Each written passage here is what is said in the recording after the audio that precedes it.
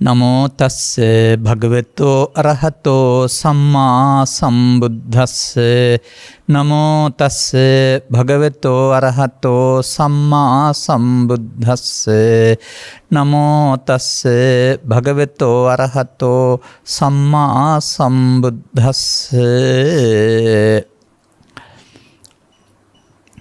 පටිච්චසමුප්පාද ධම්මේසු අඤ්ඤානං අයං උච්චති බික්ඛවේ මිච්ඡා දිට්ඨි. ප්‍රඥා නාලිකාව තුළ විකාශනය කරන්නා වූ මේ ජන්මදින ධර්ම දානයේහි සදහැවර දායකත්වයෙන් දරන්නා වූ පින්නතුන් ප්‍රමුඛ ධර්ම ශ්‍රවණහ බිලාසී සදහැවර පින්නතුනේ අනුග්‍රහක බෞතුන් අපට පටිච්ච සමුප්පාදය සහ පංච උපාදානස්කන්ධය පිළිබඳව ධර්ම දේශනයක් කරන්න කියලා ආරාධනා කරලා තිබෙනවා.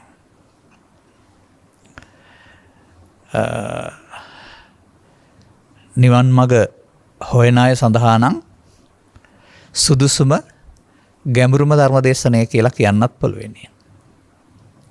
එසේ වුවත් මේ වදන්වැල් අපට ලැබෙන්නේ නිවන් මඟ හොයා ගන්න අදහසින් නෙවෙයි. කටපාඩම් කරලා විභාගට ලියන අදහසින්. එනිසා ඒ සාමාන්‍ය මට්ටමේදී මේවා පරිහරණය කරන අයට ගිරාවෘතයක ගායනයක් කරුණාම ඊට එහාට තේරුම් ගන්න පුළුවන් කමක් නැහැ. නමුත් අවධානය යොමු කරන්නේ නම් ස්වකීය මොහොනේ පිළිබිඹුව කැඩපත තුළින් දැක්කම ඒ අඩුපාඩු සියල්ල හදාගන්න පුළුවන් වගේ පටිච්චසමුප්පාද ධර්ම න්‍යාය තුල හෝ පංච උපාදානස්කන්ධය තුල හෝ ඔබ දුකටපත් වෙන හැටි දකින්න පුළුවන් නම් මොකටද මේ සසර ගමන මෙහෙම ගිහිල්ලා කියලා හිතේවි. එතකොට බුදුන් වහන්සේ වදාළ දෙවෙනි ධම්මපරියාය අනුගමනය කරන්න හිතේවි. තථාගතයන් වහන්සේගේ පැහැදිලි කිරීම තුළ මා දකිනවා හරිම සුන්දර දෙයක්. පළවෙනි ධර්මපරියාය ඔබ උන්වහන්සේට හමු වෙන්න පෙර අනුගමනය කරමින් ඉන්න එක.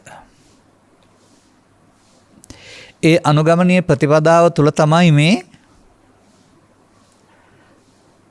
ආතතියෙහිවත් Taman මේ විඳවන දුක් කාරණා ටික හදාගන්න කියන එක ලෝකයට ප්‍රත්‍යක්ෂ නැහැ, පැහැදිලි නැහැ. එබැවින් Tamanට දුක් ගෙනත් දෙන්නේ ලෝකයේ තියෙන කාරණායි කියලා අවුවට වැස්සට පින්නට දේශපාලනඥයන්ට මව්පියන්ට හැමෝටම දොස් පවරන්න පුරුදු වෙලා තියෙනවා වරුණාම රාත්තනාව ආවෙක්කය කතානි අකතානිච හොයන්න ලේසියෙන් කෙනෙක් අවධානය යොමු කරන්නේ. මේ මාතෘකා දෙක මම නිවැරදි කරන්න. මේ තියෙන ආකාරයට වඩා මට ඒක පැහැදිලි වෙන ආකාරයෙන් අපි මෙහෙම කරමු. පංච උපාදානස්කන්ධය තුළ පටිච්චසමුප්පාදය. පංච උපාදානස්කන්ධයෙන් මිදීම තුළ පටිච්චසමුප්පාදේ නිරෝධය. අන්නේ මම කියන වදන් වලට ඔබට සමීප වෙන්න පුළුවනි නම් අපට එක්ක මේ ගමන යන්න පුළුවනි. ඒ කියන්නේ මේක කෙලින්ම ආර්ය සත්‍ය සඳහා විග්‍රහ වෙන ධර්ම දේශනාවක් වෙනවා. නමුත් අපි නවකයින් වශයෙන් හරි තේරුම් ගන්න උත්සාහ කරන අය වශයෙන් හරි අපට එකතු වෙන අය අමතක කරන්නේ නැතුව එයාට කරුණු ටිකක් පැහැදිලි කරලා ඉමු අපි. අපි මේ හැදුන සමාජය ගිහි හෝ පැවිදි ස්ත්‍රී හෝ පුරුෂ ශික්ෂාපද පහේ සිට උපසම්පදා දක්වා මේ ඕනෑම සංයමයක් තුළ අපි උත්සාහ කරන්නේ සිල්වත් වෙන්න. දුක් විපාක දෙන පාප ධර්මයන්ගෙන් බැහැර වෙන්න. අපිට මේ බුදු සසුනේ දැනට හිමි වෙලා තියෙන සියවස් ගණනාවක් තිස්සේ අපි අනුගමනය කළා වූ ප්‍රතිපත්ති ටික කැටි කරලා කිව්වොත් එහෙමයි කියන්න තිබෙන්නේ. නමුත් ඒ පුද්ගල සංවරය තුළ භවගාමිත්වයේ හොඳ පැත්ත හදාගන්නව ඇරුණාම භවගාමිත්වයේ නරක පැත්තෙන් අත මිදෙන්න පුළුවන් වෙයි. භවගාමිත්වයේ හොඳ පැත්ත හදාගෙන භව ගමන යොදා ගන්න පුළුවන් ඇරුණාම අනුලෝම පටිච්චසම්පාදය හෝ පංච උපාදානස්කන්ධය හෝ දෙකම භවගාමී විනා භව නිරෝධගාමී නැහැ. එනම් භව නිරෝධගාමීත්වය සඳහා පටිච්චසම්පාදයේ නිරෝධය දකින්න හැටි හෝ පංච උපාදානස්කන්ධයෙන් මිදෙන හැටි ඉගෙන ගන්න ඕන. එතකොට මේ ලෝකේ උපදින මිනිස්සු කරලා තිබෙන්නේ මොකක්ද? මිනිස්සු කියන්නේ පිරිමි විතරක් නෙමෙයි මනුෂ්‍ය වර්ගයා. තහනම් ගහක ගෙඩි කාලා අමාරු වැටෙන එක. ඒකයි මම සමහර වෙලාවට කියන්නේ ජීවිතයේ දුකයි නෙමෙයි. පස්දොරෙන් සමාජය සමග සම්බන්ධතා පවත්වන්නට යාමේදී ඇතිවෙනා වූ රුචිකත්වය අරුචිකත්වය අනුව ඇලීම් ගැටීම් අනුව දුක හදාගන්න දෙයක්. හදාගන්න දෙයක් බැවින් ඒක පරම සත්‍ය හෝ නිත්‍ය දෙයක්ුත් නෙවෙයි. ඒක ඉවත් වෙන්නත් පුළුවන්කම තිබෙනවා. මා සමහර වෙලාවට පැහැදිලි කරනවා තථාගත බුදු පියාණන් වහන්සේ සම්පූර්ණ ධර්ම දේශනා කළේ පංචස්කන්ධය තුල කියලා. ඉතින් ඔව් කියලා කියන සමහර අහිංසක අම්මලත් ඉන්නවා. බැලුවම මම කියන දේ නෙමෙයි ඒගොල්ලෝ වෙන දෙයක් හිතලා තියෙන්නේ. ඒ අය හිතන්නේ මේ පංචස්කන්ධය කියන්නේ කය කියලා. කය තුල සියලු බණ දේශනා කරලා තියෙනවා කියන අර්ථයක් තමයි ඒගොල්ලෝ එකෙන් උපුටා ඇති කරගත්තේ අපි යමක් කිව්වහම. නමුත් පංචස්කන්ධය කියන්නේ කය නෙමෙයි. ඒක අපේ ලෝකේ ජීවත් වෙන්නට මේ සිත කය පවත්වන්නට මොහොතක් පාසාම ඇසෙන් කනෙන් නාසෙන් දිවෙන් කයෙන් ගන්නා වූ අරමුණු මුල් කොටගෙන අරමුණ තුළ සිදුවෙනා වූ ක්‍රියාකාරීත්වය විශ්ලේෂණය කිරීම තමයි පංචස්කන්ධය කියන්නේ. ඉතින් අන්න ඒකට එන්න ඕන. ඒක හැමදාමත් අපි කියලා තියෙනවා නිකම් මේ මතක් කළේ කියම වැඩි පැහැදිලි කරන්නේ නැහැ. එතකොට මෞකසෙන් බිහි වුණ පුද්ගලයා තමයි ජීවිතාවසානයේ දක්වා ජීවත් වෙන්නේ. ඔහුට තමයි ශික්ෂාපද වලින් දවසක් හෝ දෙකක් හෝ පැවිද්දේ ඉන්න කාලය තුර සංගමයක් පවත්වන්න බලුවන් ඉන්න කෙනෙකුට. සත්වයාට. ඒ සංයමය තුළ සහ අසංයමය තුළ ගිය ගමන තමයි සත්වයාගේ භව ගමන කියන්නේ. අසංයමය තුළ කය විඳී සිදුවන මරණින් පසු දුගතිගාමීත්වය, සංයමය තුළ කය විඳී සිදුවන මරණින් පසු කාමසුගතිය, තවදුරටත් කෙලෙස් යටපත් කිරීමේ සංයමයක් ගත්තොත් කය විඳී සිදුවන මරණින් පසු රූපී අරූපී බඹතල. මේ ඒ සංයමය තුළ පුද්ගලයා සංයමය තුළ ගේ දුර ඔය තියෙන්නේ. ඉතින් ඔය සදහම් කියන කොටස යම් කලක යටපත් වුණාද එදයින් පසුව අවවාදානුශාසනා කළ මව්පියන්ට හෝ ගුරුවරුන්ට හෝ පූජනීය මහා සංඝරත්නයට කාටවත් මේ පංච උපාදානස්කන්ධය තුළ පටිච්චසමුප්පාදයේ සිදුවෙන ආකාරය සහ පංච උපාදානස්කන්ධයෙන් මිදීමේදී පටිච්චසමුප්පාදයේ නිරෝධය හමු වෙන බව වටහා ගන්න ලැබුණේ නැහැ මං හිතන්නේ. අන්න ඒ නිසා අපට බුදුවරු පහළ වී හිටියාට සදහම් ග්‍රන්ථ වශයෙන් රැකගෙන හිටියාට අනුගමනීය ප්‍රතිපදාවක් ඕනේ වුණාට කවුරු හරි කියන මොනවා හරි අනුගමනය කළා ආරුණාම ඍජු ප්‍රතිපදාවකට එන්නට බැරි වුණා. සේවස් 5ක් 6ක් 7ක් 8ක් තිස්ස කියලා මම හිතන්නේ. නමුත් මම විශේෂයෙන් මතක් කරන කරුණක් තියෙනවා. තෙර පරපුර සංරක්ෂණය කරලා දුන්නා වූ දහම් පොත්පත් පරිශීලනය කරන්නා වූ ආර්ය සංඝ පරපුර නැත්නම් සංඝ පරපුර සේවස් 3ක් 3මාරක් තිස්සේ ඔය වැටුණ තැන ඉඳලා නැගිට ගනිමින් එනවා. ඔවුන්ගේ පාලි සංස්කෘත දැනුම පුළුල් වෙනවා. ප්‍රායෝගික භාවය පුළුල් වෙනවා. සම්මර්ෂණය කිරීම නැත්නම් විමර්ශනය පුළුල් වෙනවා. අන්න ඒ තුළ පාලිය තුළ හිරවී තිබෙන්නා වූ සිංහලට විවෘතව නැතුණා වූ අදහස් එළියට එනවා. ඒවා එකක්වත් බැලුවහම බුදුදහමට විරුද්ධ වෙන්නේ නැහැ. මොකද බුදුන් වහන්සේගේ ඉගැන්වීම මිනිස් ප්‍රතිලාභය ලබා සදහම් හමුවනොත් උත්සාහ කරන්න සුදුසුයි. අසුරු ගසන තරමක් ප්‍රමාණයක්වත් භවයේ වර්ණනා කරන්නේ නැහැ. භවයෙන් මිදීමට කටයුතු කරන්න කියන එක බුද්ධ දේශනාව. නමුත් අපට මිදෙන්න ඕනේ වුණාට ඒ නිවැරදි ඍජු මාර්ගය නැත්නම් අපට ඒ වෙනුවට විකල්ප මාර්ගයක් තෝරගන්න වෙනවා. භවයෙන් මිදීම වෙනුවට සුඛ සහගත භවගාමී ප්‍රතිපදාව. දැනටත් මේ සමාජයේ ඉන්න බහුතරයක් ඔය ධර්ම දේශනා ගැඹුරට හැදෑරුවේ නැත්නම් ඒගොල්ලෝ ඒක තමයි බෞද්ධකම බුදුදහම කියලා කල්පනා කරන්නේ. පුණ්‍ය මාර්ගයේ ගොස් ලබන්න තියෙන ලෞකික සැප ලබාගෙන අනාගතයේදී අවිද්‍යාව දුරු කරගන්න. නමුත් අපි මේ පැවිද්දට ආපු දා ඉඳලා විශ්වාස කළේ ඒක නෙමෙයි. මිනිසාට දුකක් නැතුව ජීවත් වෙන්න ගෞතම බුදුන් වහන්සේ වදාළේ මොනවාද? නමුත් ඒක තේරුම් ගන්න හොයාගන්න පොතපත හැදෑරීම කරුණු තේරුම් ගැනීමට කාලයක් ගත වුණා. ඒ තුළ අපිට අර පාසලෙන් දහම් පාසලෙන් නැත්නම් පිරිවෙන් ඉගෙන ගත්ත වදන් පෙළවල් වලට එහා ගිය මේ වදන් පෙළවල් වලින් පෙන්වන ක්‍රියාකාරීත්වය අපි තුළ සිදුවෙන දෙයක් බව. අපේ ඇස තුළ කන තුළ නාසය තුළ දිව තුළ කය තුළ සිත තුළ සිදුවෙන දෙයක් බව අපට තේරුම් ගන්න හම්බ වුණා. අන්න එහෙමයි අපට ඒ කරුණ පිළිබඳව ඔබට පැහැදිලි කරන්න පුළුවන් කමක් තිබෙන්නේ. එතකොට මෞකසෙන් බිහි ජීවිතාසානයේ දක්වා ජීවත් වෙන පුද්ගලයා සත්වයා වුණාට අරමුණක් පාලා ඇසෙන් කනට කනෙන් නාසයට මාරු වී යන්නා වූ මේ සිත වෙනස් වෙන සිත මොහොතකින් ඉපදී නැතෙනවා කියන එක තථාගතයන් වහන්සේ අංගුත්තර නිකායක නිපාතය තුළ පැහැදිලි කරලා තිබෙනවා. එවනේ මොහොතකින් ඉපදී නැසෙන ඒකකය කුමක්ද? උපමාවක් සත්කත් කරන්න බෑ කියලා කියනවා යතේ ඉඳන් ලහු පරිවත්තන් කියලා. හටගත්ත ගමන් නැසෙනවා. ඒ නැසෙනවා කියන එකේ තේරුම ඊට මොකෙන්වත් මොකුත් ආවෙත් නැහැ, එහාට යන්නෙත් නැහැ. නමුත් අතීත හේතු නිසා වර්තමාන ඵල සහ වර්තමාන හේතු තිබුවොත් අනාගත ඵල හට ගන්නට අපි මෙතන වර්තමාන මොහොත අතීතයෙන් ගන්න අනාගතයට තියෙන සම්බන්ධීකරණ මධ්‍යස්ථානයක් බවට පත් කරගෙන සසරෙන් මිදීම වෙනකොට සසර හදන තැනක් බවට පත් කරන් ඉන්න බව අපිම දන්නේ නැහැ.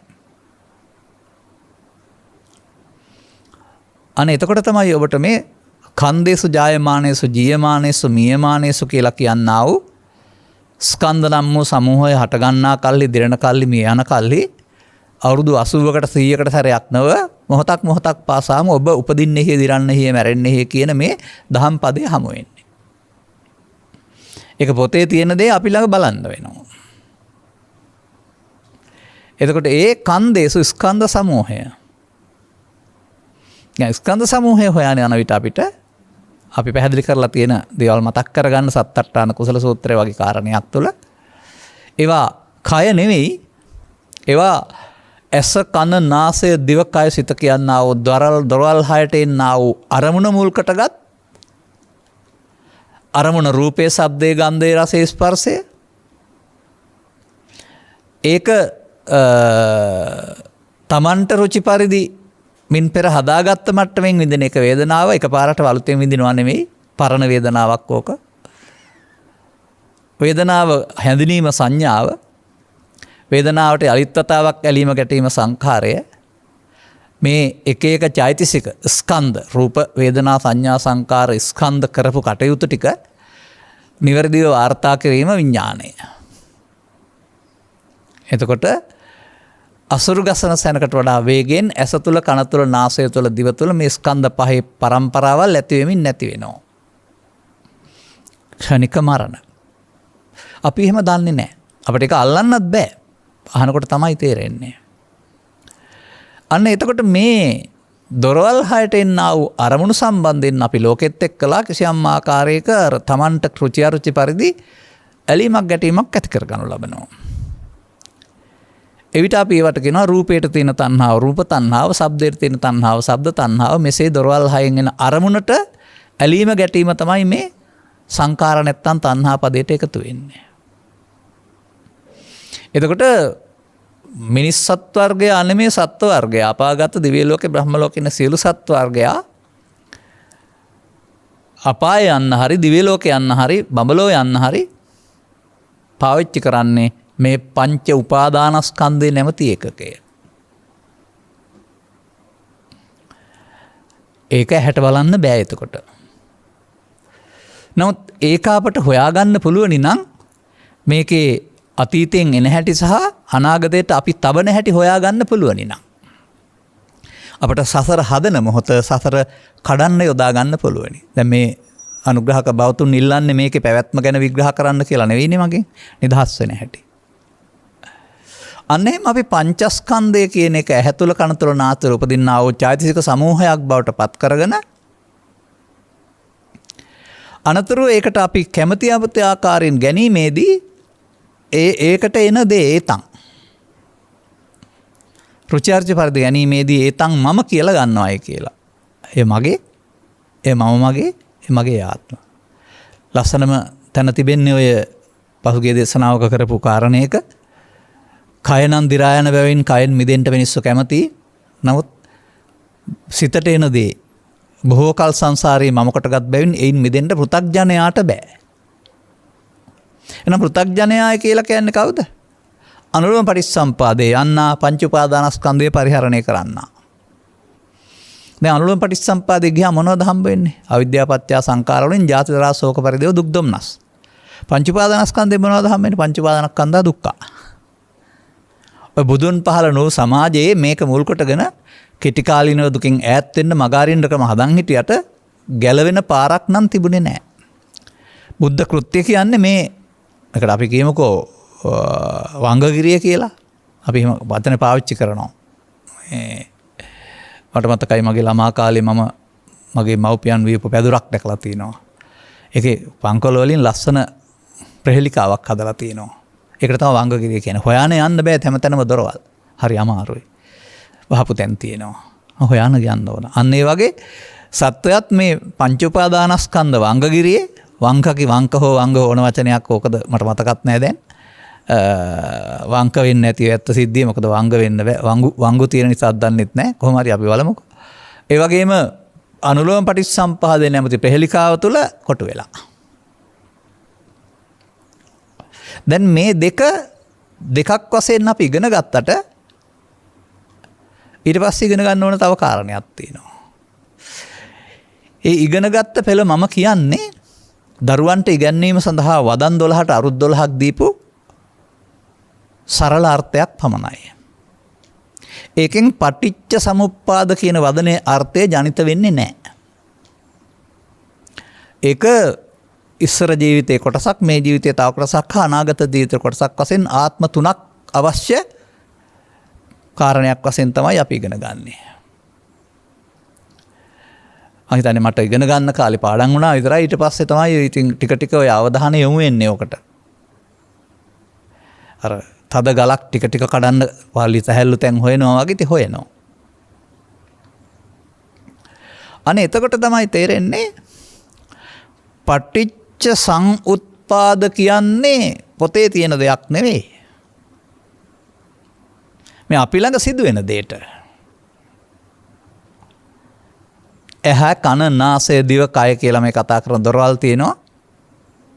මේ දොරවල් වලට අපට අවශ්‍ය අරමුණු ගැනීම සඳහා ආලෝකයේ උදව් හෝ වාතයේ උදව් හෝ විවිධ ප්‍රත්‍යයන්ගේ උදව්වෙන් ඇහැට රූපය, කනට ශබ්දය, නාසයට ගන්ධය මේ මුණ ගැසීමට පටිච්ච කියනවා. එතකොට මේ මුණ ගැසීමේදී Taman මින් පෙර ඇති කරගත්තා වූ අදහසට අනුව, කැමැත්තට, අකමැත්තට, තරහට අනුව මේ හේතු සියල්ල එක් වී ලෝභය, දේශය, මෝහය, මමත්වය හට ගැනීමට පටිච්චසමුප්පාදය කියලා කියනවා. පටිච්ච සමුප්පාද. සම්පදයෙන් කියන්නේ හේතු කීපයක් එකතු වීම, ඒක හේතු කීපයක් එකතු වීමෙන් හට ගැනීම. පටිච්ච වෙනවා කියන්නේත් ඒක තමයි. එතකොට ඒක පොතේද තියෙන්නේ? පොත කියන්නේ පෙළදහම. පෙළදහම කියලා පොතේ එක තිබුණාට හරියන්නේත් නැහැ. ඒ පෙළදහම අපි ළඟ ක්‍රියාත්මකයට හැටි තේරුම් ගන්න එක තමයි ඊළඟට පෙළදහම කියලා කියන්නේ. අපි දහම් පෙළක්. පමාදී දහම් පෙළ, නොපමා දහම් පෙළ. අන පමාදී දහම් පෙළ දන්නේ නැතුව ඒක යමින් ඉන්නවා සාමාන්‍ය සමාජයේ. අන්න කල්යාණ මිත්‍ර සේවනයේදී, සද්ධර්ම ශ්‍රවණයේදී ඔවුන්ට මේ පමාදී දහම් පිළ තුළ තමන් හිරවී ඉන්න බව තේරුම් ගන්න හම්බ වෙනවා. ඒ සඳහා අපි ඔබට ඉදිරිපත් කරලා තිබෙනවා මේක මේ ජීවිත තුනක කතාවක් නෙවෙයි. එහෙම ගත්තාම බුදුදහම ආත්මවාදී වෙනවා. ඉස්සරහින් හිටපු කෙනෙක් ඉස්සර ජීවිතේ කෙනෙක් ඉන්නත් ඕන, මෙහාට එන්නත් ඕන, පරලොවට යන්නත් ඕන කියලා. නමුත් මේ ස්කන්ධ පංචකෙන් පංචකයටවත් මොකුත් යන්නේ නැතිකොට අරක තනිකරම අවිද්‍යාපත්‍ය සංඛාර තමයි එහෙනම්. එතකොට මම ඔබට මතක් කරලා තිබෙනවා ඔය සංයුත්ත නිකායේ කන්දක සලායතන වර්ග තුල ඇහැට කනට නාසයට හම්බ වෙන අරමුණු සම්බන්ධයෙන් මේ හේතු එකතු වීමට පටිච්ච කියලා තියෙනවායි කියලා.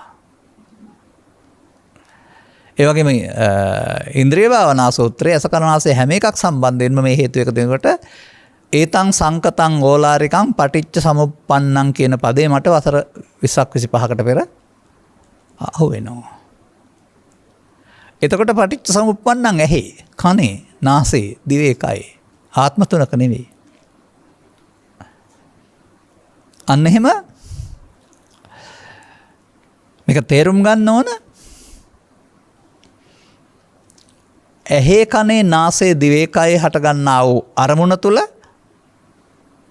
නැත්නම් පංච උපාදානස්කන්ධය තුල පංචස්කන්ධය පංච උපාදානස්කන්ධ වෙනවා කියන එක තමයි අනුලෝම පටිච්චසම්පාදේ ගමන් කරනවා කියලා කියන්නේ. දෙකක් නෙවෙයි ඒක. දැන් ඔය ඔබට මට කිව්වේ එකට ගලපන්න කියලානේ. අපි පටිච්චසම්පාද වචනේ මොහොතකින් පැත්තක දාලා පංච උපාදානස්කන්ධය ගනිමුකෝ. දැන් අර ඒකට එන දේ බාහිද ශෝකේද වේදනාවද පිනද පවද කනගාටුවද එන දේ. එය කෙරෙහි ඇති වෙන ඇලී ගැනීම තමයි ඒකට එන දේ මම කොට ගැනීම කියලා කියන්නේ. ස්කන්ධ පංචකයට එන දේ මගේ මගේ ආත්ම කොට අල්ලා ගන්නවා, වචනෙන් කියන්නේ නැහැ. ඒ අල්ලා ගැනීම තථාගතයන් වහන්සේ හඳුන්වනු ලබනවා ඒතන් මම ඊතමස්වෙන් ඒසෝ මේ අත්තා හේවත් මමත්වෙන් ගැනීම කියලා. දැන් පංචස්කන්ධයට පුළුවන් හටගෙන නැතිලා ඉවර වෙන්න. නමුත් මමත්වෙන් ගත්තාම හටගෙන නැතිලා ඉවර වෙන්න බෑ. නැසෙන්නේ අනාගත ඵලයක් උපදින්නට හේතු තියලා හේවත් සතරක් හදලා. අන පංචස්කන්ධයේ වරදවා ගැනීම පංච උපාදානස්කන්ධයයි. ඉතින් පංචස්කන්ධේ වරදවා ගත්ත හැටි තේරුම් ගන්න කොච්චර අමාරුද? පංචස්කන්ධේ අර්ථ විග්‍රහයම වරදවාගෙන තියෙනකොට මේ රටේ ලෝකේ හැමතැනම. ඒකනේ තේරුම් ගන්න ඕන කරුණ. ඒ නිසා ඒ තමන් සම්මර්ෂණය කරගෙන ක්‍රමයෙන් පැමිණෙන්න ඕන. මේක ඇත්තනම් පොතේ තියෙන නිසා හරි දතාගතයන් වහන්සේ වදාළ නිසා හරි අප කියන නිසා හරි නෙවෙයි. ඔබේ ඇස තුල, කන තුල, නාසය තුල මේක වෙනවද? ඇයි උපාදානස්කන්ධා දුක්ඛ කියන්නේ? පංචස්කන්ධයට වගේ නිමා වෙන්න බෑ පංච උපාදානස්කන්ධයට. එයා හැම විටම අනාගත ඵලයක් උපදවන්න හේතු ඉතුරු කරලා අවසන් කරනවා. නැසෙන්න පුළුවන් හැකියාව තිබුණාට මම මතක් කරන්නේ ගොයම් ගහක් බීජ ඉතුරු කරලා මිය යනවා වගේ. නැත්නම් කිකිලියක් බිත්තරයක් ඉතුරු කරලා මිය යනවා වගේ. බීජ අනාගත ඵල උපදින්න අදාළ හේතු චිත්තාභ්‍යන්තර ගත කරලා මිය යන එක පංච උපාදානස්කන්ධය තුළ සිදුවෙන දෙයක්. එතකොට ලෝකයට ජීවත් වෙන්න පංචස්කන්ධය නම් වූ වරම දීලා තියෙනවා ස්වභාව ධර්මයේ විසින්ම මැවීම විසින්ම. අපට හම්බගත්ත මේ පරිණාමයේ විසින්ම. අපි ඒක අපට ඕන ආකාරයට බෙදා හදා ගන්න වෙන් කරන්න යාම තුළ අපි මේ ලෝකයේ තුල නිදහසේ ඉන්න බැරි හිරගෙදරක් හදා ගන්නවා. දැන් ඔය අපි ඇහැ තුළ පහළ වෙන්නා වූ රූප වේදනා සංඥා සංකාර පහ කියපු එක තුලම පටිච්චසම්පාදයේ අංග 12ම ක්‍රියාත්මක වෙන්න ඕනේ. එහෙම ඔබ ඉගෙනගෙන නැහැ. මමත් එහෙම ඉගෙනගෙන නැහැ අධ්‍යාපනය තුල. නමුත් මේ පටිච්ච සමුප්පන්නං කියන පදේ හොයලා බලපුවාම ස්කන්ධ පහෙන් පහට මොකුත් යන්නේ නැහැ කියන එක හොයලා බලපුවාම දැන් ජීවිතේට මේක පටිච්චසම්පාදයයි නම් තියෙන එක සැරේ හදන්න ඕන. ජීවිත අවසානයේ. නමුත් මේක මොහොතක් පාසා වරදින්නේ මොහොතක් පාසා හදන්න ඕනේ. එහෙනම් දැනට අපි මේ ධනවතුන් දුප්පතුන් ඔගතුන් බුද්ධිමතුන් උසස් පහත් අය වශයෙන් මේ පුද්ගලයන් වශයෙන් යන ගමනේ ජීවත් වෙන විට වර්තමාන මොහොතේ ඔබ කරන දේ කුමක්ද? ඒ හැම විටම ඇසට කනට නාසයට දිවට කයට හෝ සිතට සීමා වූ කටයුත්තක්. වෙන මොකුත් කරන්න බෑ. සබ්බං ඕ භික්ඛවේ දේසිස්සාමිනි. අන්නේ කරන කටයුත්ත තුල තමයි අර අසත පෘථග්ජනයාට මේ අනුලෝම පටිච්චසම්පාදය සිදු වෙලා භව ගාමිත්වයේ සසරට බැඳීම සිදු වෙන්නේ. භව බන්ධනේ මාර බන්ධනේ. දැන් ඔය පටිච්ච සමුප්පාදය කියන වචන එක පැත්තකින් තියාගෙන පංච උපාදානස්කන්ධය කියන වචන තවත් පැත්තෙන් තියාගෙන මැදට තවත් එකක් ගනිමු අපි. මඤ්ඤමානෝකෝ බික්ඛු බද්දෝ මාරස්ස. මොනවා මමත්වයෙන් ගත්තොද මාරයට බැඳෙන්නේ? පංචස්කන්ධය. එහෙනම් මම කියන්නේ මයන්න හෝ කය නෙමෙයි ඒ ඇසේ කනේ නාසයේ පහළ වෙන පංචස්කන්ධෙට එන දේ. ඒතන් මම. ඒ මමට මොහොතයි ආයුෂ තියෙන්නේ. නමුත් ඇයි හටගෙන නැසෙන්ට ඉඩ දෙන්නේ නැතුව අපි මමත්වෙන් අරගෙන රුචි අරුචි පරිදි බෙදා හදා ගන්න යන්නේ? මේ නිසා ඔබ ඉල්ලූ දෙන්න අවශ්‍ය දෙන්නට අවශ්‍ය අනාගතයේ දෙන්න අවශ්‍ය හේතුවක් චිත්තාභ්‍යන්තරයේ හැම විටම නිදන් වෙනවා. අන්නේ චිත්තාභ්‍යන්තරේ නිදන් වීම තමයි උපාදාන වෙනවා කියලා කියන්නේ බද්දෝ මාරස්ස කියලා කියන්නේ. මාරයට බැඳෙනවා. එනම් මඤ්ඤමානෝකෝ බික්ඛු බද්දෝ මාරස්ස පංච උපාදානස්කන්ධය හැදෙන හැටි. මඤ්ඤමානෝකෝ බික්ඛු බද්දෝ මාරස්ස පටිච්චසම්පාදේ අනුලෝමයෙන් සසරට බැඳෙන හැටි. වචන වෙනස් වුණාට තථාගත බුදු පියාණන් වහන්සේ මේ සිතේ ධර්ම නියාමයේ තේරුම් අරගෙන ඒකේ ප්‍රමාද විහාරීත්වයයි අපමාද විහාරීත්වයයි විතරයි දේශනා කරලා තියෙන්නේ. එම් ප්‍රමාද විහාරීත්වයෙන් ලැබෙනා වූ අයතා කටුක ඵල ඔබට තේරෙනවා නම් ඔබට එහෙනම් ප්‍රමාද විහාරීත්වයට ආයුබෝවන් කියන්න හිතෙනවා. ප්‍රමාද විහාරීත්වයේ ඉන්න අයට උගත් නුගත් ධනවත් දුප්පත් ගිහි පැවිදි මොන වචනේ පාවිච්චි කළත් ප්‍රතග්ජන කියන්නේ ඒ අයට. ඉතින් පටිච්චසම්පාදේ නිරෝධ දකින්න ඕ පංච උපාදානස්කන්ධ මිදෙන්න පෘථග්ජනින්ට වරම් නැහැ. ඇඳුම් මාරුව කෙසේ වෙතත් ඔබේ දැස් දැක්ම මාරු කර ගන්න ඕන. සියුම් දැක්මක් වශයෙන් ගත් කල. එහෙමනම් අර ඔය බද්දෝමාරස්ස කියන එකම තමයි අනුලෝම පටිච්චසම්පාදේ පෙන්වන්නේ. නමුත් අපි මේක අපදෙස බලන්නේ නැතුව පොතේ තියෙන පෙළට වචනාරුතක් දීලා පාඩම් කරගෙන දන්නවා කියලා කියන්න හිතන් ඉන්නවා. නැත්නම් අග ඉඳලා මුලටයි මුලාග ඉඳලා අගටයි කියන එක අනුලෝම පටිලෝම කියලා මම අහලත් තියෙනවා සමහර අය. සාමාන්‍ය බුද්ධත්වයේ සංකේතවත් කරන ඉදීමේදී තථාගත බුදු පියාණන් වහන්සේ පටිච්චසම්පාදය දැකලා බුදු වුණයි කියලා පෙන්නන්නේ නැහැ. පටිච්චසම්පාදය දැකලා දාලා නිරෝධය දැකලා බුදු වුණයි කියලා තියෙනවා. ඔබටත් කවදා හරි දවසක තේරෙන්න ඕන බුදුන් වෙත යන්න. එතන බුදුන් කියන්නේ මම ගල් පිළිමේ හෝ බෝල් පිළිමේ හෝ රත්තරන් පිළිමේ නෙවෙයි. එව නැත්නම් උන්වහන්සේගේ සී ශරීරයත් නෙවෙයි ඊට එහාට. තවත් තියෙනවානේ බුදුන්ට අයිති කායක්. අන්නේ බුදුන් වෙත බාරගන්නේ පටිච්චසමුප්පාදයේ නිරෝධය දකින්න අය විතරයි. වෙන කවුරුත් බාරගන්නේ නැහැ. මේ දහම් පෙළට අනුව. තව ඉතින් අපමාද විහාරීත්වයේ බාර ගන්නවා වෙන පදවලින් ගත්තාම. නිසා අපි මේ ත්‍රිපිටකයේ පවතිනා වූ පද සියල්ල තේරුම් අරගෙන ගලපා ගත්තයින් පසුව මේකේ කරුණු දෙකයි තියෙන්නේ. අන්න ඒ තැන දක්වා ඔබ ඔබේ ආගමික ජීවිතය විහාරස්ථානයට යමින් මල් පහන් පූජා කරමින් දානමාද ආදී කරමින් සිල් සමාදන් වෙමින් ධර්ම ශ්‍රවණය කරමින් සොයන්නෙක් බවට පත් වුණොත් සොයන්නාට සම්භව වෙයි. මෙදුන අපට හමු වෙන කතා කරන අය කියන්නේ මේ කොරෝනා අර්බුදයේ රටට පාඩුවක් ආර්ථිකයට පාඩුවක් වුණාට ධර්මයේ හොයට පානායට පාඩුවක් වෙලා නැහැ කියලා. මොකද උදෑසන කාලසටහන බලලා මහත්දේවල ධර්ම දේශනා තෝරාගෙන ඒ වෙලාව වෙන් කරගන්න පවා ඒ අය සූදානම් වෙලා ඉන්නවා. දැන් ඉස්සර ඔහම නෙමෙයි උනේ මන් දන්න හැටියට ඔය 92 වගේ කාලේ 2005 වගේ කාලේ මේ ಭಾರතෙන් නැත්තම් තවත් එහාරකින් ගෙන්නපු කිසිම සංස්කෘතික සම්බන්ධයක් නැති කසිකබල් නාට්‍ය යනකොට ඒව දිහා බලන අඬන්න hina වෙන්න බත් කන්න තමයි කාලය වෙන් කරගත්තේ. ඒ පිළිබඳව ඒ කාලේ විවේචනයකුත් මට මතක නැහැ වචන. මේ ලෝකේ ඉන්න අඬනම ගෑනු ටික කියන වචනයක් අසාසයෙන්. අදටත් එහෙම වෙන් කරගන්න අය ඇති. නමුත් දැන් වැඩසටහන් විස්තරය බලලා සකී අනික් කටයුතු සඳහා වෙනම කාලය සහ ධර්ම ශ්‍රවණයට කාලය වෙන් කරගන්න අයත් ලංකාව තුල නිවෙස් තුල ලෝකයේ තුල සිටිනවා.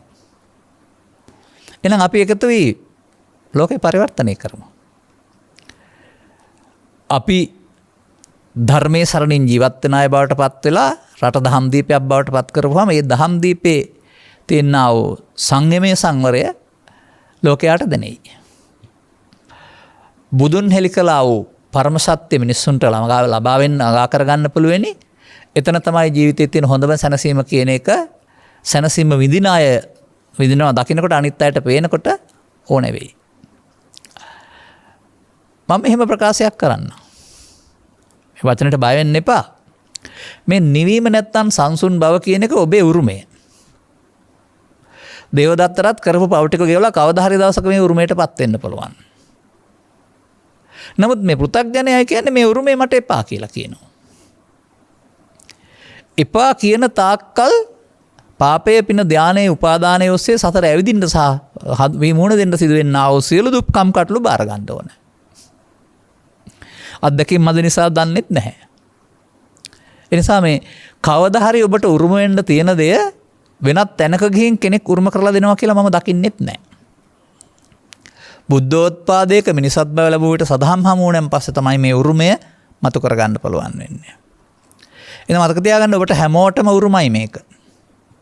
කවදා හරි ඔබ මෙතෙන්ටපත් වෙන්න ඕන. කල් දාන එක තවත් අනන්ත සංසාරයකට යන්නට සහ අනන්ත උතක්ජන භාවය තුළ ඉඳින්න ඕ කටුකක් දුක්ඛම් කටලුවට මාර්ගයක්. එමයි තේරුම් ගන්න ඕන. එහෙමනම් දැන් මේ දෙක පංච උපාදානස්කන්ධය තුළ අනුලෝම පටිච්චසමුපාදය. පංචස්කන්ධයේ උපාදානයේ නිරෝධය වීම තුළ පටිලෝම පටිච්චසමුපාදයේ නිරෝධය. අන්න එහෙමයි ඒක ගලපන්න ඕනේ. මේ ඔබ විස්තර කළ පරිදි ඒකයි ඕන වෙනකමක් තියෙන්නේ. දැන් මේක අපි කතා කරන්න ඕනේ ජීවිතය තුළ නෙවෙයි. අරමුණ තුළ, ඇස තුළ, කන තුළ, නාසය තුළ. දැන් ඇසට එන අරමුණ, කනට එන අරමුණ, රූපය, ශබ්දය, ගන්ධය, රසය කෙරෙහි ඔබ කිසියම් ආකාරයක ඔබට රුචි පරිදි ඇලීමක් ඇති කරගත්තොත් ඒ ඇලීමට තමයි කියන්නේ මම කියලා. රූප තණ්හා, ශබ්ද තණ්හා, ගන්ධ තණ්හා. එතකොට ඇලෙනවට තමයි මමත්වෙන් ගන්නවා කියලා කියන්නේ. මමත්වෙන් ගත්තාම පංචස්කන්ධෙට නිකන් මේ යන්න බෑ. අනාගත ඵලයක් උපදින්න සසරක් හදන්න හේතු තියලා. අபிසංකාර කියන්නේ මේකයි. නැත්නම් තවත් පදන පාවිච්චි කරන අනාගත ඵල හට ගන්න හේතු. ඔබට තේරුම් ගන්න පුළුවන්ද? ලෝභය තුළ, දේශය තුළ, ඊර්ෂ්‍යාව තුළ, ක්‍රෝධය තුළ, වෛරය තුළ, පව තුළ, පින තුළ යමක් උපාදානය කරගත්තොත් ඒ සසර තිබෙනවා නෙමෙයි, සසර හදනවා. සසර මේ මොහොතේ මිනිසුන් හදමින් ඉන්නවා. තම තමන් නියදන ක්‍රියාකාරකම් වලට අනුව, තමන් පාවිච්චි කරන ලෝභ දේශ මොහයන්ගේ අඩු වැඩියට අනුව නරක සහ හොඳ පැත්තට සසර හදමින් ඉන්නවා. ඒක තමයි කරන්න පුළුවන් සමාජයට. තථාගතයන් වහන්සේ මේ මොහොත සසරෙන් මිදෙන මොහොත බවට පත් කරගන්නට අන්න හොයන අය සඳහා සියුම් දහමක් දේශනා කරනවා. දැන් මේ පංච උපාදානස්කන්ධය වෙන හැටි ඇහැ තුල, කන තුල, නාසය තුල අපි කීවතාවක් කියලා තියෙනවද? නැවත ගමු අපි බලන්න. නැවත ගනිමු අපි බලන්න ඒක. එතකොට අවිජ්ජා පත්‍ය සංඛාරා ඉඳලා මුල ඉඳලා ගන්න මහන්ති වෙන්නේ නැතුව ඇස තුල සිදුවෙන කාරණේ බලන්න. මොකද අරක ගත්තම අපිට ඒ දහම් පෙළේ පොඩි ගැටලුවක් තියෙනවා. ඒක ඉස්සර ජීවිතේ. ඉතින් ස්කන්ධ පහෙන් පහට මොකුත් යන්නේ නැතිකොට ස්කන්ධ පහ තුළ මේක විග්‍රහ කරන්න ඕනේ වුණාම ඉස්සර ජීවිතයට හෝ පස්ස ජීවිතයට ගත්තාම ඒකට කියන්නේ සාස්වතවාදය. එතකොට පුද්ගලෙක් ඉන්නවනේ ගලපන්න ආත්ම තුනක් තිස්සේ. ආත්මයක් තියෙනවා. එහෙමයි අපිම දන්නේ නැතුව මැදුම් පිළිවෙත අතහැර බුදුදහම සාස්වතවාදී කරගෙන තියෙන්නේ. බෞද්ධයෝ බහුතරයක් සාස්වතවාදී, සුළුතරයක් උච්ඡේදවාදී. ආර්ය පුද්ගලයෙක් වෙනකොට තමයි ඔහුට හේතුඵලවාදී වෙන්න පුළුවන්කමක් තියෙන්නේ. එතකොට උට හේතුඵල පේනවා නම් හේතු නිරෝධයෙන් ඵල නිරෝධය තේරුම් ගන්න පුළුවන්කමක් තියෙනවා. නමුත් ඉතින් ඔය හේතුඵල නිරෝධය සමාජයේ පුවත්පත්වල ලිපිවල සමහර අය පැහැදිලි කරන ආකාරය පැහැදිලි නෑ. ඒ කියන්නේ ඒකේ වචනෙන් කියන්නේ ඇත්ත නෙමෙයි ඇත්තටම. එහෙම වචනෙන් කීවට එහෙම වෙන්නේ නෑ ඒක. අතීත හේතු නිරෝධ කරලා ඵල නිරෝධ කරනවා නෙමෙයි. වර්තමානයේ අනාගත ඵල උපදින්න හේතු නොතැබීම හේතු නිරෝධය. දුකට හේතු නොතැබීමෙන් දුක නැතිවීම ඵලය. හේතු නිරෝධයෙන් ඵල නිරෝධය කියන්නේ. එතකොට අපි සංසාරේ කරලා තියෙන දුකට හේතු තබන එක. ඒක තමයි අනුලම් පටිච්චසම්පාද විහරණය කියන්නේ. එහෙම නැත්නම් පමාද විහරණය කියන්නේ. එහෙමත් නැත්නම් පංච උපාදානස්කන්ධය පාවිච්චි කිරීම කියලා කියන්නේ. ඒ නිසා අපි හේතු තබා අවසන් කරන හැටි තේරුම් ගන්න පුළුවන් නම් ඒ මොහොත හේතු නොතබා අවසන් කරන්න පුළුවන් නම් හේතු තැබීමෙන් නැති වෙන ඵලය භවගාමී හේතු නැති කිරීමෙන් නැති වෙන ඵලය සංකත වෙන්නේ නැහැ. ඒක හේතු නිරෝධයේ පැත්ත විතරයි පෙළ දහම ඉතුරු 10ක කොටස මේ ලෝකෙට අයිති නැහැ. මේ ලෝකේ වචන වලට අයිති නැහැ. ඒ ගැන බුදුන් වහන්සේ ප්‍රශ්නේ දුරද ගියා වැඩි කෙලවර ගන්න බැරි වුණා කියලා තමයි භික්ෂුන් වහන්සේලාටත් අදාරලා තියෙන්නේ. එහෙනම් මොනවද මේ හේතු? අපිට ලැබී තිබෙන කාලයට අනුව අපි ඇස තුල කන තුල එකක් තුල මේ හේතු පටිච්ච සම්භූතං හොයාගනිමු.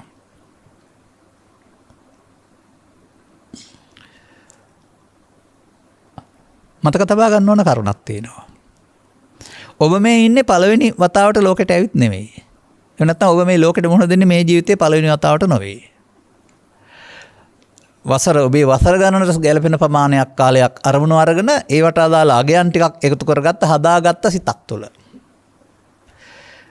තරහව, බය, කනගාටුව, ඊර්ෂ්‍යාව, ලැජ්ජාව, පිළිකුල එක එක්කෙනාට එක එක විදිහයි. එකම පුද්ගලයා සම්බන්ධයෙන් කෙනෙකුට දකින්නකොට තරහ උපදිනවා, තව කෙනෙකුට බැඳීම උපදිනවා.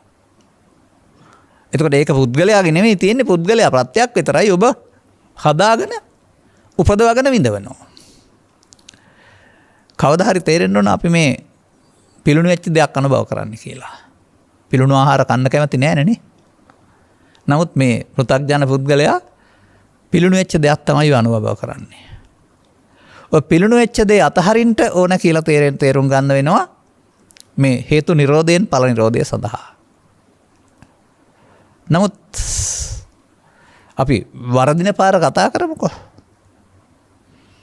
එතකොට දහම් පෙළේ පෙළ දහමේ පවතින්නේ පොතේ තින්නම් සංගති පස්සෝ කියන එක ඇහැට කනට නාසයට දිවට කයට ඔක්කොටම. නමුත් මේක මේ කියන තරම් මේ බාහිර තුනක් එකතු වීම කියන එක කියවෙන්නේ නැහැ කියලා මම කල්පනා කරන්නේ. මේකට ඇහි ප්‍රසාදය නම් ඕන. ඉදිරියෙන් හතුරා හෝ මිතුරා හෝ ගෝචර රූපයකුත් ඕන. හොඳයි පළවෙනි වතාවට මුණ ගැහුණොත් කෙනෙක් ඔබට පස්සපච්චා වේදනාවක් තියෙයිද? ඔය කුඩා දරුවෝ ඉපදිලා ඇවිදින් ඇඳට වෙලා උඩ බලන් ඉන්නවා. අහස නැත්තම් සිවිලිම පේනවා, මල් කැරකෙනවා පේනවා. මොනවද දන්නේ නැහැ. සැප වේදනාවක්වත් දුක් වේදනාවක්වත් මොකක්වත් නැහැ. අන්න අපිවට ප්‍රිය වෙන්න අප්‍රිය වෙන්න ගියාපුවාම මේ සැප දුක් වශයෙන් ගන්න එක දැන් මොහොතක් නෙමෙයි අතීතයක්. තරහකාරී අප්‍රිය පුද්ගලයා වශයෙන් එහෙසේ කලක් තිස්සේ බැඳෙන එක අතීතයක්. මම හිතන්නේ මේ ප්‍රසාදයේ ගෝචර රූපයට උන අතීතේ එන එකට තමයි තින්නම් සංගති පස්සෝ කියන්නේ. තම තමන් හදාගත්ත තමන්ගේ මතය දෘෂ්ටි එන එක. ඒකයි බරපතල කාරණේ. මේවා සාමාන්‍යයෙන් සිදුවෙන දේවල්. මේවා ප්‍රත්‍ය අරකය. දැන් ප්‍රස්සේ තුල පස්සේ හතුරානම් දුක් වේදනාවක්. පස්සේ මිතුරානම් සැප වේදනාවක්. ඒ විදිහට තම තමන්ට අදාළ ඒ බාහිර පුද්ගලයා උදව් කරන්නේ තමන්ගේ අර පීනු වෙච්ච කොටස මුල් කොටගෙන වේදනාව. ඒ වේදනාවට ආපහු අතහරින්න කැමති නැහැ. කැමති නම් ඇරෙනවා, අකමැති නම් ගැටෙනවා. අන්න ඒ එතෙන්න තමයි මේ තණ්හා කියන පදේ පාවිච්චි කරන්නේ. එතකොට ඒක රූප තණ්හා, ශබ්ද තණ්හා, ගන්ධ තණ්හා, පොට්ටබ්බ තණ්හා, කාම තණ්හා, භව තණ්හා, විභව තණ්හා, පාප තණ්හා, පුණ්‍ය තණ්හා, ධාන තණ්හා ඕන එකක්. ඒ අයට අදාළව. මේ බද්ධෝමාරස්ස කියන්නේ තණ්හා උපාදාන භව වෙනවට. ඒ සමග ඇලීමක් ගැටීමක් දැඩිව ගැනීමක් සිදු වෙනවා. ඒ නිසා ඒක අවසන් කරන්න, නිරෝධ කරන්න බැරුව අනාගත ඵලයක් උපදින්න හේතු ඉතුරු වෙනවට කියනවා බද්ධෝමාරස්ස නැත්නම් තණ්හා උපාදාන භව. මේක අරමුණ තුල බලන්න. ඇතුළ කන තුල. දැන් අර ඉස්සර ජීවිතේට හොයන්න යන්නේ නැතුව අවිද්‍යා සංකාර මෙන්න මේ තණ්හා උපාදාන භව වීම අවිද්‍යා සංකාරයේ වශයෙන් ඉගෙන ගන්න.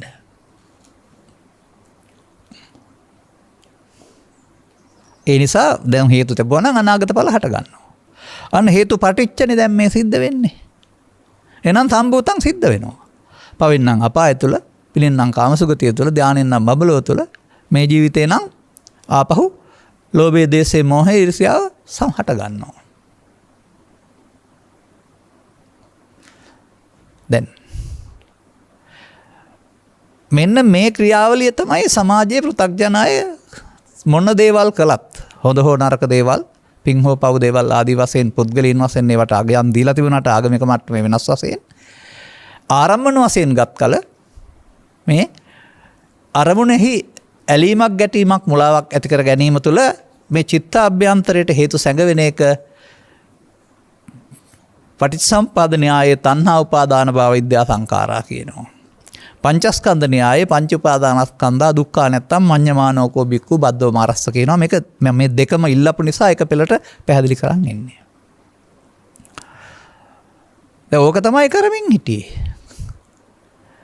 ඉතින් ඕක තුල පව් කරන්නත්, පින් කරන්නත් පුළුවන්, දාන දෙන්නත් පුළුවන්, භාවනා කරන්නත් පුළුවන්.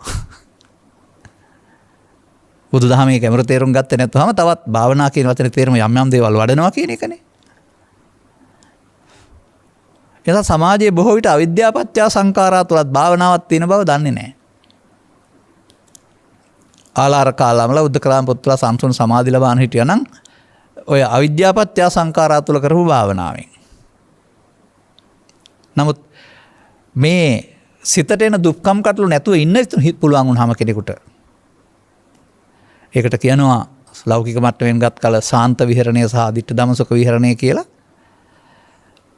ඒක තථාගතයන් වහන්සේම පැහැදිලි කරලා තියෙනවා තමන් සංසිඳීමෙන් වාසය කරනවා කියලා අදිමානයක් ඇති වෙන්න පුළුවෙනි. ඔය ධර්මයේ තේරුම් ගත්තේ නැතුව ගියාම වෙන දේ ඔන්න ඕකයි. දැනටත් ඊතරම්ම දේවලුත් නැතුව යම් දේවල් සිතේ තියෙන අය, දැකීම් තියෙන අය, අනාගතේ පේන අය, අතීතේ පේන අය, ඒ බඳු කෙබඳු අභිමානයන් නැති කරගෙන ඇතිද? මේ සිත සම්බන්ධ ගවේෂණයේදී හම්බ වෙන අතුරුඵල. ඒවත් ත්‍රිපිටකයේ තුල අතුරුඵල ගොඩාක් විස්තර කරලා තියෙනවා. ඔක්කොටම ලැබෙන්නේ නැහැ. එක එක්කෙනාට එක එක දේවල් ලැබෙන්න පුළුවන්. මට නම් මුකුත්ම ඕන නැහැ අතුරුඵල. අතුරුඵල හිමි වෙන පාරක ගියා 1981 විතර කාලේ. නමුත් සතර වාසනාවට හරි මොකක් හරි පුරුද්දක් නිසා සමහර තැන්වල පෙන්නන්නේ දේවතාවෙක් ඔය පාර වැරදි කියලා කිව්වයි කියලා. ඔය නම් ඔබ හොයන එක නෙමෙයි කියලා අදහසක් දෙන්න තරම් මගේ හිත සමත් වුණා. අද මේ බොරුව දන්න නිසා මේ අද මහන්සියලා උපදවා ගන්නත් බෑ. වැඩක් ඇති එකක් නෙමෙයි කියන දන්නවනේ. විද්‍යාව පෙන්වන ශාස්ත්‍රයක් විතරයි. තථාගතයන් වහන්සේ කෙලින්ම මාර්ගය පැහැදිලි කරනු ලබන්නේ විද්‍යාව වලට නෙමෙයි. ලෝකෙත් එක්කලා ජීවත් වෙනකොට නොකැළඹී ඉන්න පුළුවන් සංසුන් සිත හොයාගන්න. එතෙන්යි පාර. එතෙන්ද යන්න ගන්න මාර්ග. ඒ අසංකතය ඵලය. වෙන කජුයට කොස්සට හරි ලැබු වගේ වෙන දෙයක් සාහිතික හරි එහෙම දෙයක් නෙවෙයි. මාර්ගය සමහරට ලෞකිකයි. ඵලය ලෞකික වචන වලට වළංගු නැහැ. ඒකයි බුදුන් වහන්සේ වදාරේ පෙළ කෙරවල කන්න බැරි වුණා ඉක්මවා ගියයි කියලා. අන්නේ නිසා අපට මෙන්න මේ මම පෙන්නපු පස්සපච්චා වේදනා, වේදනාපච්චා තණ්හා, තණ්හාපච්චා උපාදාන, උපාදානපච්චා තව මුලටත් තියෙනවා ඕන නෑ ඒ ටික. ඇහි සිදුවෙන සිද්ධියම පෙන්නුවේ මම. කනේ නාසයේ. වෙනවද බලන්න. පෙළ දහම කියන්නේ ඒකයි. දැන් මේ මොන පෙළ දහමද? දුක්ඛගාමී පෙළ දහම. දැන් ඕක නොවන එක නේද පටිච්චසමුප්පාද නිරෝධය දකින්නයි කියන්නේ. නැවත නැවතත් තමන්ගේ කර්තව්‍යයන් කරගන්න ගමන් වර්තමාන මොහොතේ අන් අයට නොදැනෙන මේ දිනු කරගත්ත සතියක් උදව් කරගෙන පිළිණු වෙච්ච කෑම බැහැර කරන එක කරන්න පුරුදු වෙන්න ඕන. මම මේ වචන දාන්නේ මොකටද කියලා තේරුම් ගන්න. කවුද ඊයේ දිහා පිළිණු වෙච්ච කෑම අද කන්නේ අලුතින් හම්බ වෙනකොට වාහකට දානවනේ. නමුත් මේ පෘථග්ජන පුද්ගලයා ලෝභ කරනවා, දේශ කරනවා, මෝහ කරනවා, ක්‍රෝධ කරනවා, පලි ගන්නවා කියලා කියන්නේ පිළිණු වෙච්ච කෑම කනවා කියලා තේරෙනවද? අද ඒවද ඔය ඔක්කොම? මම හිතන්නේ තම්බදාටික චෝරයාට එහෙම නැත්නම් අඟුලිමාලට බුදුන් වහන්සේ වදාළේ ඕක තමයි. අඟුලිමාල පැවිදි වෙලා දැන් පෙනුසිකා ගිහින් එන ගමන් ලේ පෙරාගෙන එනවා. කුරුල්ලෙකුට ගලක් ගැහුවත් ඔළුවේ වදිනවා. එහෙම නැත්නම් සිත සංසුන් කරගන්න ගියාම මැවිලා පේනවා අර මිනිස්සුන්ට වද දෙනකොට අඬපු හැටි. ඉතින් ඒකට බුදුන් වහන්සේ උපක්‍රමයක් දුන්නයි කියලා කියනවානේ. මොකද්ද දෙන්නේ නැත්තේ? ඔබ ඔය කරපු ඔක්කොම දේවල් අතීතයට ගිය දේවල් දැන් ඕවා දැන් හදන්න බෑ. ඕවා දැන් හිතට එනකොට සිද්ධියක් නෙමෙයි සිතුවිල්ලක් විතරයි. ඕක අතහැරලා දාන්න කියන්නේ නැතිනේ. ඔබට පුළුවන් ද ඔබේ ජීවිතේ එහෙම සංවේගජනක අවස්ථා හිතට ආපුවම අතහැරලා දාන්න? නෑ. අඬනවා, දොඩනවා, වැළපෙනවා, සීන ඇතිලා වැටෙනවා. ඒ සිතුවිල්ල ද ඔබ මේ වැටීමට පත් කළ එක දෙයක් කොට ගැනීමද? එනිසා මම නම් දකිනවා පෘථග්ජන සමාජයේ මේ ඔක්කොම දුක් ටික පිළුණුබත් කෑමෙන් කියලා. වළඳ පිළුණුබත් නෙමෙයි තමන් හදාගත්ත අතීතයෙන්. ඉතින් ඒකනේ තිබෙන්නේ අතීතං න අනුසෝචන්ති කියලා. මෙතෙන්ට අදාළ නැහැ වචනේ මතක් වුණ නිසායි කියන්නේ. තවත් ධර්ම දේශනාවක තියෙන්න පුළුවන්. දැන් එහෙනම් මෙන්න මේ හටගෙන නැසෙන පංචස්කන්ධේ උපාදාන නොවි අවසන් කිරීමම තමයි පටිච්චසම්පාදේ නිරෝධය දකින්න එක. එතකොට මොකද්ද මේකේ අයින් කරන්න ඕන? අර පෙන්වේ අතීතේ ආවොත් පස්සපච්චා වේදනා, වේදනාපච්චා තණ්හා, තණ්හාපච්චා උපාදාන, උපාදාන අන්න අනුලෝම පටිච්චසම්පාදේ. ඒ තණ්හා උපාදාන භවයම අවිද්‍යා සංකාරයයි. අනාගතයට. අන්න හේතු තියදුවා. හොඳයි මේ ස්කන්ධ පහක් අතර පරතරයක් තියෙනවා. ඔබට පුළුවන් නම් ඇහැට කනට නාසයට මේ අතීතේ එන විට පස්ස හංගන්න නම් බෑ තියෙන කල්ම එනවා. ඒ පිළුණු රොටියට ඒ පිළුණු කෑමයකට එකතු වෙන්නේ නැතු වෙන්න පුළුවන් නම් එහෙනම් පස්ස නිරෝධයෙන් වේදනා නිරෝධය නේද? මොහොතකින් ඔබට මේක ආවට ඊළඟ එකට එකතු කරන්නේ නැත්නම් අතහරින්න පුළුවන්. මම නම් දකින්නේ ලෝභක්කේ, දේසක්කේ, මොහක්කේ මෙන්න මෙතනයි අතහැරීම තියෙන්නේ. එතකොට එහෙනම් ඒක ගත්තේ නැත්නම් මොකද්ද වෙන්නේ? ඒකට අදාළ සැප දුක් උපේක්ෂා වේදනා ඇති වෙන්නේ නැහැ. වේදනා නැත්නම් තණ්හා ඇති වෙන්නේත් නැහැ. තණ්හා ඇති වෙන්නේ නැත්නම් උපාදාන වෙන්නේත් නැහැ. උපාදාන උනේ නැත්නම් භව වෙන්නේත් නැහැ. දැන් තණ්හා උපාදාන භව නැත්නම් අවිද්‍යා සංඛාරාද? මේ තණ්හා උපාදාන තණ්හා තස්සායව තණ්හාය අශේෂ විරාග නිරෝධෝ තණ්හා නිරෝධා උපාදාන නිරෝධෝ උපාදාන භව නිරෝධෝ පෙළ දහම නේද? ස්කන්ධ පංචකය තුල ඔබ අනුගමනය කරන්න ඕන පෙළ දහම නේද? දැන් ඒ මොහොතේ ඒ ස්කන්ධ පංචකයේ උපාදාන නොවි අවසන් වෙනකොට පංචස්කන්ධයක් වෙනව නේද? ඒක පටිච්චසමුපාදයේ මේ මොහොතේ අනාගත ඵල ඉතුරු කරන්නේ නැතු අයන නිරෝධය දකින්නව නේද? දැන් භව නිරෝධෝ නිබ්බානන් නේද? ඒකෙම තියෙනවා නේද? තණ්හා නිරෝධෝ උපාදාන නිරෝධෝ භව නිරෝධෝ විද්‍යා විමුක්ති. මොහොතක් පාසාම අවිද්‍යාව දුරු කරමින් විද්‍යා විමුක්තියටපත් වෙන්නට පටිසෝතගාමියාට පාර තේරෙනවා. එතන දක්වා ඔබ කාලය කැප කරලා වෙලාව වෙන් කරගෙන තේරුම් අරගෙන එන්න ඕන. මොකද මේක ඔබ වෙනුවෙන් තථාගතයන් වහන්සේ කළේ නෑ. අපි වෙනුවෙන් කරන්නෙත් නෑ.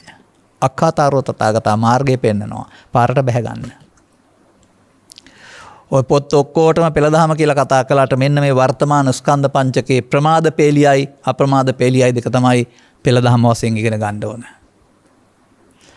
ප්‍රමාද පේලියේ නම් තවදුරටත් අතීතය හදමින් අතීතෙන් ගනිමින් විදවනවා. දැන් ඒවා හිතට එනකොට මගේ හිතට දුකයි කනගාටුයි තරහයි කියලා ඉතින් වර්තමාන සමාජයේ අටලෝ දහමට අදාළ කරුණුෙහි කම්පාව තේරෙනවා. වර්තමානයේ පවතින සිදුවීම් නම් සැබෑ අටලෝ දහමේ කම්පාවක් නෙමෙයි. ඒක ඕන් නැති විදිහට ඇඟිලි ගහන්න යාම තුළ මිනිස්සුන්ගේ කම්පනයක්. ඒක නෙමෙයි මම කියන්නේ. ස්වභාවයෙන් සිදුවෙන සිදුවීම් තියෙනවානේ. අන්න ඒ වයිදී. මෙතන රාජා බෞද්ධ ධම්මිකෝ නොවීමද කියලා මට හිතෙනවා මේ මිනිස්සු මේ තරම් අසහනයටපත් වෙන්නේ. ඒ නිසා වුන් කලබල කරන්න නෙවෙයි වුන් කලබල නොකරන්නට. දවසෙන් දවස එක හිතුවක්කාර තීරණ ගන්න නෙමෙයි කරන්න ඕන. ජනතාවාදී කියලානේ කියන්නේ. තවත් මාස 3කින් 4කින් වීත් නැතුව එළුලුත් නැතුව බඩගින්නේ මැරෙන්න හදන්න නැතුව තියන්න නැතුව සමාජයේ මම මේක මුලින්ම මතක් කළ කරුණක්. කුමිනාශක හෝ රසායනික ද්‍රව්‍ය ගෙන්වීම නවත්තපු එක හොඳ ක්‍රියාවලියක්. නමුත් ඒක එක දවසට කරන්න ගියාම අමාරුයි. 1970 ඉඳලා අපට මතකයි 2020 දක්වා වහත් කෑවා. ඔක්කොම කෑවා. 50ක් අවුරුදු කාලා තියෙනවානේ. එතන දවස් දෙකෙන් තුනෙන් ඉවර කරන්න නැතුව අවුරුදු දෙකක් තුනක කාලයක් විතර දුන්නා නම් ක්‍රමිකව 100 සංඛ්‍යාවෙන් අඩු කරන්න මිනිසත් හැඩ ගැහි පොළොවත් හැඩ ගැහි. කුඹරේ පස පිළිබඳව අවබෝධයක් නැති අය දන්නේ නැහැ මේ තීරණ ගන්නෙ. යලම හදකන්න පිළිබඳ අවබෝධයක් නැති අය දන්නේ නැහැ මේ තීරණ ගන්නෙ. ඒ නිසා මා දකින්නේ මෙතන අසරණ ජනතාව කම්පා වෙන එක අටලෝ දහමේ කම්පාව නෙමෙයි අටලෝහමක් දීලා තියෙන්නේ ඒගොල්ලොන්ට. අනවශ්‍ය ආකාරයට. ඉතින් ඒකෙදී උනත් ධර්මයට ගත්තාම නිත්‍යානුකූල ක්‍රියාමාර්ගය අරුණාම තමන් ඉදවන්ට අවන නැහැ කියන එක ඊළඟ අවබෝධයයි මගේ. නමුත් ඔය කලබල වීම අසාධාරණත් නෑ බැලුවා. ඒවා ගැන හිතන්න ඕන. අපි එහෙම මතක් කරන්නේ ඒකයි. මේ උපදිනකටම සිවුරක් අරගෙන මහාන වෙච්ච අය නෙවෙයිනේ අපි. මව්පිය දෙපාර්ශ්වයෙන්ම මේ අසන්න එක්රැස් කිරීම ගබඩා කිරීම පිළිබඳව බිහි පිළිබඳව විස්ස පිළිබඳව අටුව පිළිබඳව මේවා පිළිබඳව හොඳ අවබෝධයක් ඇති අය. තරුණය වශයෙන් මෙතෙන්ට එන්නේ. කාටවත් නැති තරම් අවබෝධයක් ඇති අය. ඒ නිසා ඒකත් මතක තියාගන්න. එහෙනම් අපි කල්පනා කරන්න ඕන මේ වර්තමාන මොහොත ඇසටද කනටද නාසයටද දිවටද කයටද. එහෙම නැත්නම් මනෝද්වාරයටද. ඔබට නම් පවද පිනද ලෝභයද දේශය මොහයද. අන්නර පස්ස අතීතේ එන එක මැරිච් එකක් කියලා තේරුම් අරගෙන ඒකට එකතු නොවෙන්න මෙතන කඩන්න සිහිය ගේන්න ඕන.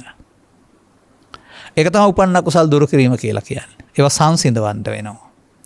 ඒවා සංසිඳෙවුවොත් අර ඒක මුල් කොටගෙන අනාගත ඵලයක් උපදින හේතු තියෙන එක අයින් වෙනවා. එතකොට හේතු නිරෝධයෙන් ඵල නිරෝධය ආරම්භ වෙවි. පටිසෝතගාමි ප්‍රතිපදාව කියලා කියන්නේ ඒකනේ. මේ සුන්දර ධර්මතාවය මට හරි සුන්දරයි. තේරෙනකොට.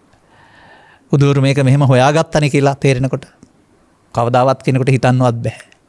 නමුත් ඒ ත්‍රිපිටකයේ සඳහන් කරලා තිබෙනා වූ පෙළදහම ඔබේ පෙළදහම බවට පත් කරගෙන පමාද විහාරිත්වයේ පෙළදහමෙන් අත මිදලා අපමාද විහාරිත්වයේ පෙළදහමට එන්නට ඔබට මෙම කරුණ පැහැදිලි කිරීම හේතු ආසනාව වේවායි කියන සුභාශිංසනයේ ප්‍රාර්ථනා කරමින් මම ධර්මානුශාසනාව මෙසේ නිමා කරනවා. මෙම උතුම් ධර්මදේශනය තුළින් ජනිත වන්නා වූ පුණ්‍ය කුසලයේ දායකත්වයේ දරූ දෙපළටත් ඔවුන්ගේ දෙමව්පියන්ට සහ පවුලේ සැමටත් සියලුම ඥාතීන්ටත් නිදුක් නිරෝගී සුවපත් භාවය සහ චිරජීවනය ලැබීමට හේතු වේ වාසනාව වේවා. මේ ආත්ම භවය තුලදීම චතුස්සත්‍ය අවබෝධී මාර්ගඵල ලැබීමට නිර්වාණ අවබෝධය පිණිසත් මේ පුණ්‍ය කුසලයේ නැත්නම් අවබෝධය හේතු වේවා. අද දිනට ජන්මදිනයේ යෙදෙන පී දිසානායක මහතාටත් කසුන් ආර්යදාස මහතා සහ පවුලේ සැමටත් මේ ධර්ම දාණයෙන් ජනිත වන්නා වූ පුණ්‍ය කුසල් අනුමෝදන් වීමෙන් ඉක්මන් භවයකදී චතුස්සත්‍ය අවබෝධය වීම පිණිස හේතු වේවා වාසනාව වේවා. හැකිනම් මෙම භවයේදීම මගේ ප්‍රාර්ථනාව එහෙමයි.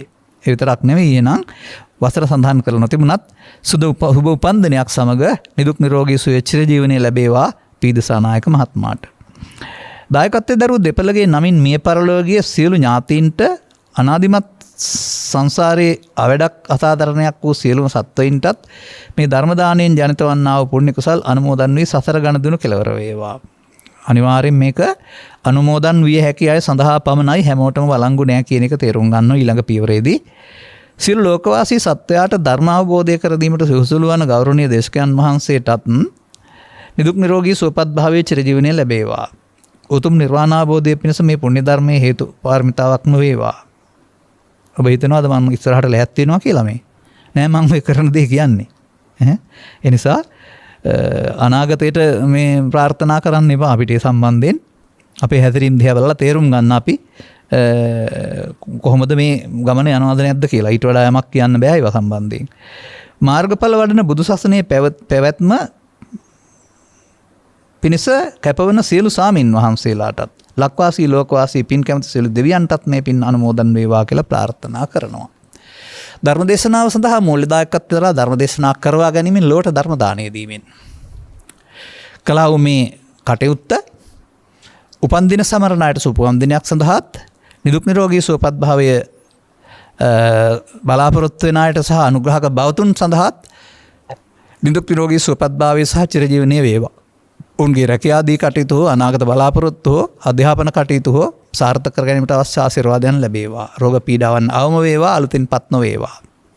එහාත්ම වශයෙන්ම පාප මිත්‍රාදී සෙවණයන්ගෙන් වෙන්වීම වගේ වටහාගෙන උපාදානෙන් මිදෙන්න ඕන මාර්ගයේ පටිච්චසම්පාදේ නිරෝධයේ වර්තමානයේ දකින්න ඕන ආකාරයේ තේරුම් ගන්නට තරම් නුවණ ලැබීම තුළින් ඔබට එහාත්ම වශයෙන්ම නැත්නම් පාරලෞකික වශයෙන් නිවෙන සැනස නැත්නම් ඔබගේ නිවීමට හිමිකාරයෙක් බවට පත් වෙන්න හේතු වේවායි කියලා ප්‍රාර්ථනා කරගන්න. පරලොවසපත් ඥාති වර්ගයා ඔබෙන් පින් බලාපොරොත්තු වාසය කරත් නම් ඒ හැම දෙනා පින් අනුමෝදන් කරගෙන ජීවිත සූපත් කරගනිත්වා. එතනින් යන්න පුළුවන් නිවනක් කාටවත් නැහැ. ඉන්න තැන එක පරදත්තු උපජීවි ආපහු මනුස්සත්භාවය ලබාගෙන මේ ප්‍රඥාව දියුණු කරගෙන මේ භව නිරෝධය කරගන්න ඕනම කෙනෙක්. ඔවුන්ටත් ඉක්මන් භවයකදී මිනිසත් බව ලැබීමටත් කල්යාණ මිත්‍ර සේවනය ලැබීමටත් ත්‍රිලක්ෂණය වෙන දහම් කරුණු වල ගැඹුර අවබෝධ කර ගැනීමටත් ලැබීම තුළින් මේ නිවන සැනසෙන මංපෙත් වලින් තමන්ගේ නිවීම සැනසීම ඉක්මනින් උදා කරගන්නට ලැබේවායි කියලා ඔබත් ප්‍රාර්ථනා කරන්න. සබ්බිහිතියෝ විවජ්ජන්තු සබ්බ රෝගෝ විනස්සතු මාතේ බවත් අන්තරායෝ සුඛී දීඝායුකෝ බව හැම දිනාටම තෙරුවන් සරණයි. මෝහක්ඛයෝ නිබ්බානං